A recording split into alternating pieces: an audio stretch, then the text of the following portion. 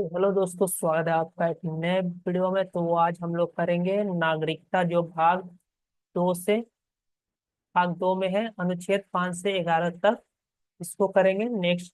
Previous class में हम लोगों ने भाग 1 कंप्लीट कर लिया था। काफी अच्छे तरह से हम लोग कंप्लीट कर लिए उसको। ठीक है, तो अगर आपने नहीं देखा तो उसको देख लीजिए, बहुत ही हेल्पफुल होंगे आपके लिए। तो यहाँ पर आज करेंगे, स्टार्ट करने जा रहे हैं यहाँ पर नागरिकता। तो इससे वीडियो स्टार्ट करने से पहले वीडियो को लाइक कर दीजिएगा, चैनल को सब्सक्राइब करिए। चलिए स्टार्ट करते हैं इस वीडियो को। तो अनुच्छेद 5 है ना, पहले भाग 2 आपको ध्यान रखना है कि उसमें कितना से कितना तक अनुच्छेद है। तो 5 से 11 ये सब हम लोग पहले कर चुके हैं।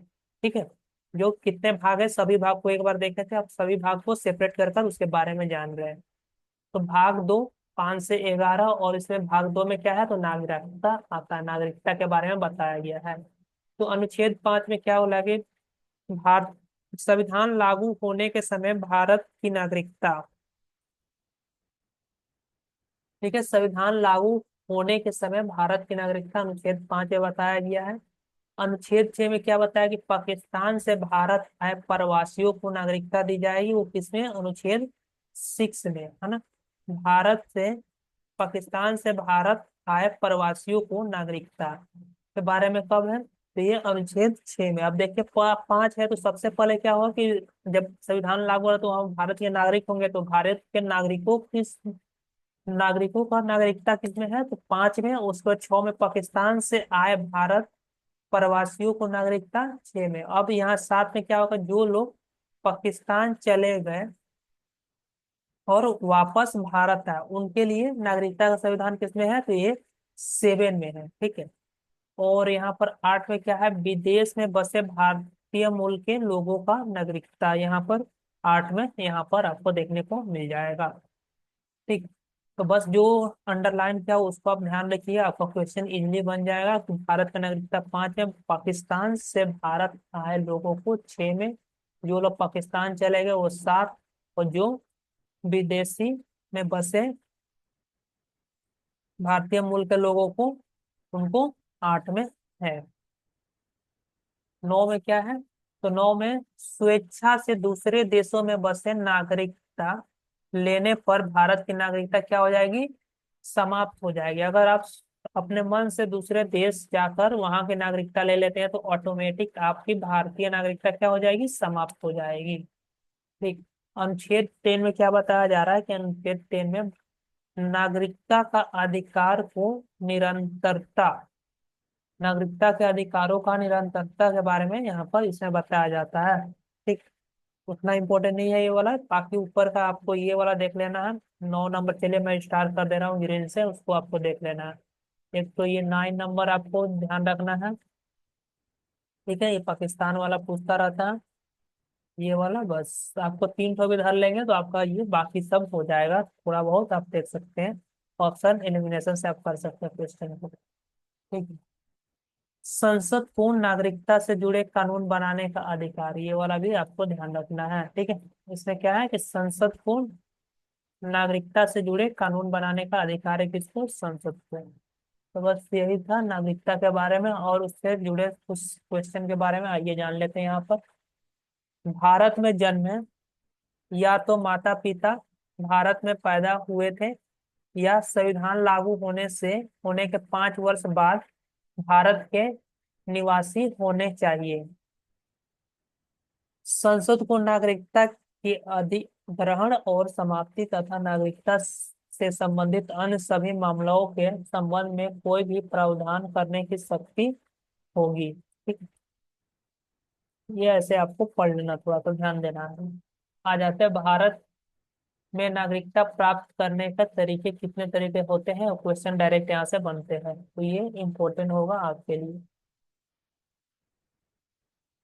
देखो, तो पहला तरीका क्या है, तो चलिए, तो जन्म के आधार पर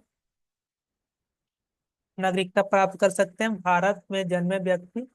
दूसरा क्या है, वंश के आधार पर भारत से बाहर जन्मे व्यक्ति, है ना। अगर उनका कोई फैमिली मेंबर इंडिया में रह रहा हो तो वैसे वहां से मिल सकती है। पंजीकरण के माध्यम से, रजिस्ट्रेशन के माध्यम से विदेश में निवास किए हो लेकिन मूलतः भारत में रहा हो, भारत में 7 वर्ष निवास किया हो, ठीक है। तो यहाँ पर क्या बोला जा रहा है कि विदेश में निवास किए हो, है ना। मतलब विदेश में रहते हो लेकिन मूल रूप से कहाँ के हो तुम, भारत के हो, तो ये नागरिकता यहाँ पर मिल जाएगी। कैसे, पंजीकरण के माध्यम से, रजिस्ट्रेशन के माध्यम से। उसके बाद समावेशन के माध्यम से, समावेशन क्षेत्रों के समावेश द्वारा, क्षेत्रों के समावेश द्वारा ये भी मिल सकता है। और स्वाभाविकीकरण के माध्यम से, यदि कोई मामला जो उपरोक्त 3 मामलों से संबंधित नहीं है, वह प्रकृतिकरण भारत में 12 वर्ष निवास के अंतर्गत आता है ना। अगर अगर आप चाहते रहना तो भारत में कम से कम 12 वर्ष रहना पड़ेगा, उसके बाद आप भारत की नागरिकता ले सकते हैं। तो नागरिकता पान कितने तरीके से पा सकते हैं, तो ये भी ध्यान रखना है कि आपको टोटल कितने तरीके हैं। तो यहाँ पर 5 है। ठीक, आ जाते हैं नागरिकता समाप्त होने का आधार।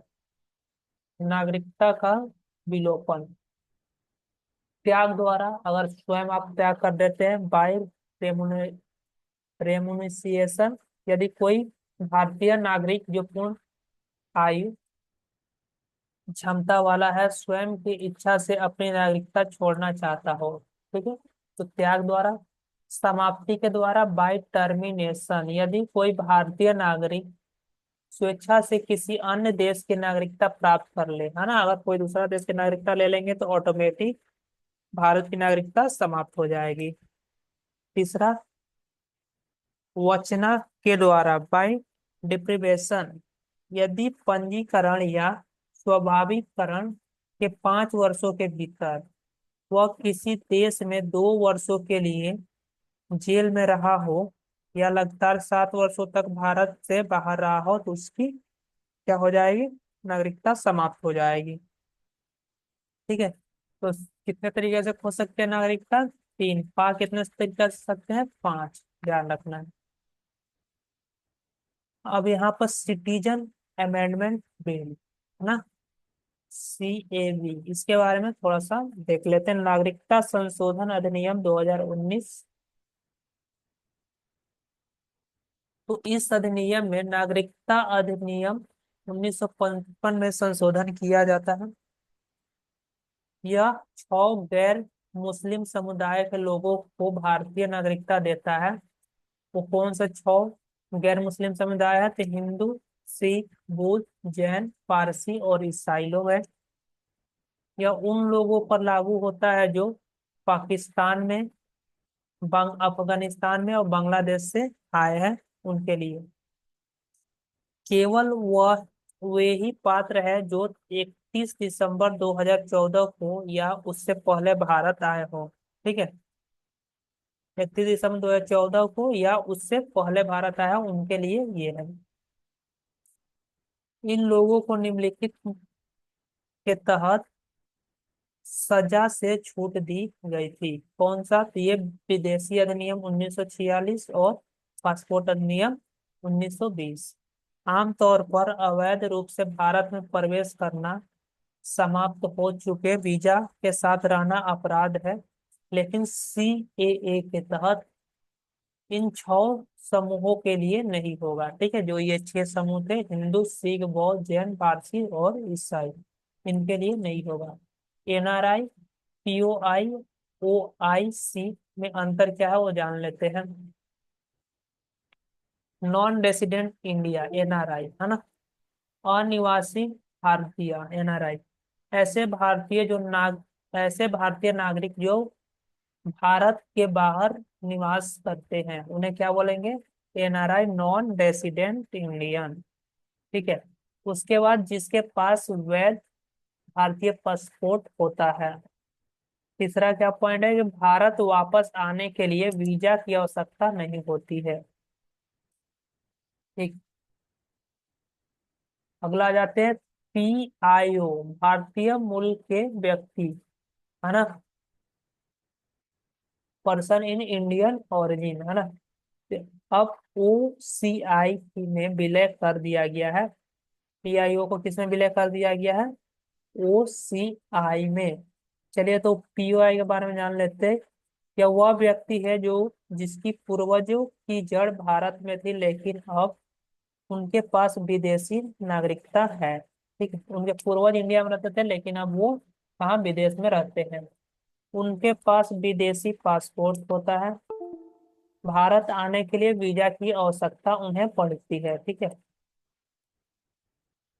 अब ओ सी आई भारत के प्रवासी नागरिक कार्ड धारक।